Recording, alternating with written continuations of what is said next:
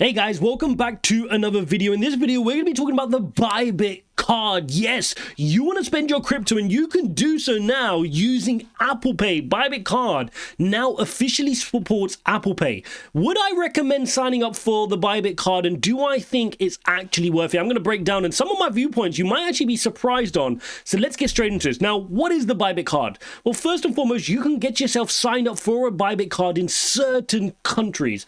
And what that allows you to do is tap your physical MasterCard card. It's a MasterCard card like you're used to with all your other normal traditional banks. And you can go into various retail outlets, hotels, restaurants, etc. and just tap your card like you're used to. And like I said, it even supports Apple Pay, which is super convenient.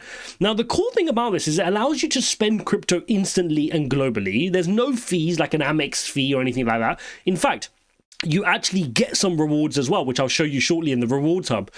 And you also get lower fees, higher value, but more importantly, it allows you to hold your crypto.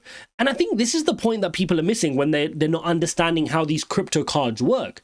If you're holding a crypto card, what it fundamentally allows you to do is, instead of having a bunch of money sat in a normal traditional bank account where your fiat currency is declining and dying, you can actually have your money sat in your Bybit account. And of course, we know that if your money is sat in cryptocurrencies, it's working. Not only is it not deflating like the US dollar, but you could be trading with it. You could be doing some copy trading, which I'll link up the tutorial for. You could maybe even have a grid bot, a trading bot running for you, earning some APR as well.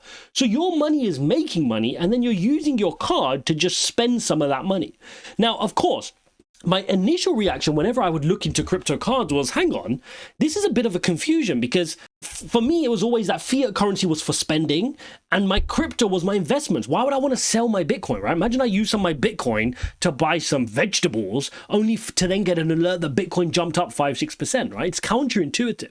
However, if you follow it from the perspective of what I just shared, which is that crypto being held in your Bybit account earning money for you is better than you keeping thousands of dollars in your traditional bank account doing nothing just because you want to pay your bills with those amounts. You can now pay your bill with the Bybit card as well, which is a very interesting shift. So now 90 million MasterCard merchant stores will accept this. Like I said, Apple Pay as well, which makes it super convenient.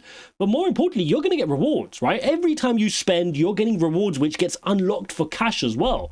So as you can see here, you can earn up to 10% in cashback and enjoy subsidized subscriptions, flexible savings as well. Remember, you've got the Bybit Earn product, so any money you've got sat on Bybit is actively earning you APR, or that money could be in a trading grid bot, or that money could be with a copy trader. At least it's still in your Bybit account versus you just having fiat currency in a separate traditional bank.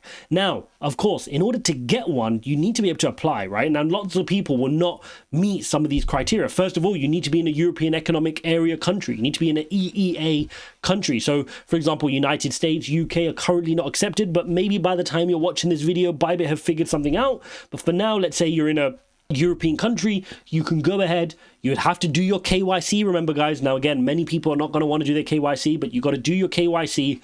Get yourself verified. It will then give you a virtual card, which you can start using straight away, right, on for virtual purposes.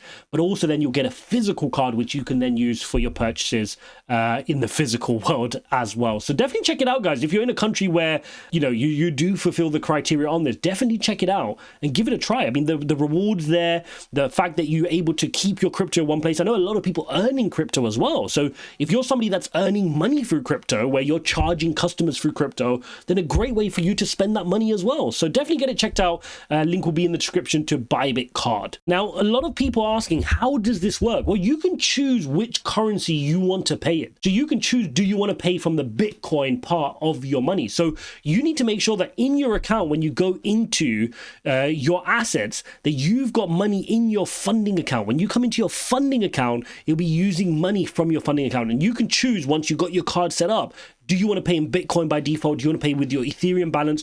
Do you have a USDT balance? You can pay from that as well. And all it does is it takes that, it converts it into fiat currency, and that's what it's giving to the shop or the restaurant or the vendor who you're paying. It's doing that conversion for you, which is super useful as well. So let's run through some of the most frequently asked questions. I mean, again, we covered this one off. Who can apply? At the moment, it's only European Economic Area countries. So if you're in the US, you're in the UK, you're not going to be able to get this Bybit card just yet. But of course, I'm sure they're working on that actively. You can do a quick application and check the progress of your application.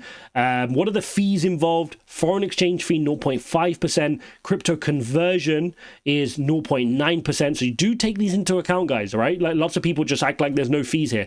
This 0.5% foreign exchange is on top of MasterCard's rate. So MasterCard will have a rate, and then you're going to have a rate on top. If you're converting crypto because you don't have fiat balance, right, and you're spending from USDT or Bitcoin, Ethereum, you got another 0.9%. So make sure you do the maths on this to see if it's useful for you. Again, spending limits, pretty good for most places. And again, this may increase by the time you're watching this video, but daily spend of 5,000 euros, monthly 50,000 and 250,000 for the year should suffice for the majority of people watching this video. How do I add funds? Bybit card does not have its own wallet balance. It derives spending power from your funding account. So that's exactly like I just showed you. Your funding account needs to have the spending power in there. So just like how you normally put money in your funding account on Bybit, it's looking to see, is there fiat currency or crypto in there? And then it's using that to spend at the merchant when you're tapping to pay or using your Apple Pay. Which currencies does Bybit card currently support? For fiat, it supports euros or GBP, so it doesn't actually accept US dollar.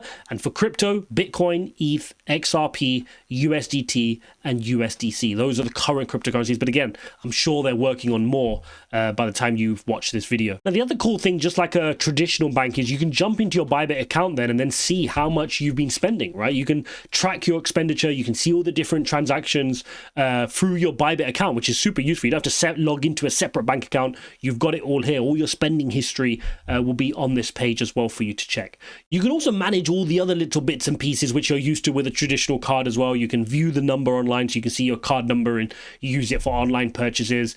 You can play around with, you can freeze it in case you've lost your cards. You can report it lost or stolen, or replace your card, or reset the PIN, or terminate. You've got all those options as well. And then, like I said earlier, you get a virtual debit card as well. So you're seeing a lot of these banks, particularly here in different countries, you're seeing a lot of these banks offer virtual cards now. So you can spin up another virtual card to use for your online payments. So that way, if that gets compromised, it's not compromising your other stuff as well. So you can set yourself up a virtual card, super easy to do that. And similarly, you can see all your points, because as you accumulate these points, you'll be able to click on view rewards and go and redeem those points, often for like actual currencies. You can, you'll be able to transfer, let's say, a certain number of points to 5 USDT or this many Bitcoin. It will allow you to do those transactions as well to straight cash.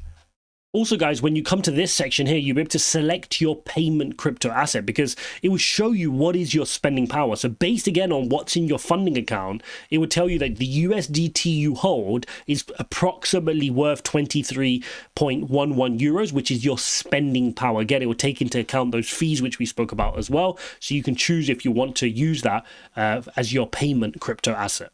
So there you have it, guys. That's the Bybit card. And look, there's so many different crypto cards out there. You guys need to decide, is it something that works with your lifestyle? Again, it always caused a little bit of confusion for me, because I didn't want to get into the mindset of using my crypto to spend. But at the same time, I understand that fiat currency sat in a traditional bank is a waste of money. So if you can hit that balance of saying, yes, I'm using my Bybit card, but it doesn't mean I'm just spending all my crypto. What I'm doing is I'm spending the APR that I've earned, or the extra I've earned from a trading bot, which if that money was sat in a traditional bank account would have been wasted by inflation anyway, then that's a better mindset. What you don't want to do is allow this to become a trapping for you to go, hey, I'm going to spend all of my investments. I'm going to spend all my Bitcoin and Ethereum in a shop and in a restaurant. That's bad behavior, right? That goes against the investment principles of, put it away, don't touch it, let it grow over time. Hopefully you found this useful. Let me know if you guys have a Bybit card, if you've been using one. Let me know in the comments, what have your experiences been? Thanks for watching, and I'll see you in the next one.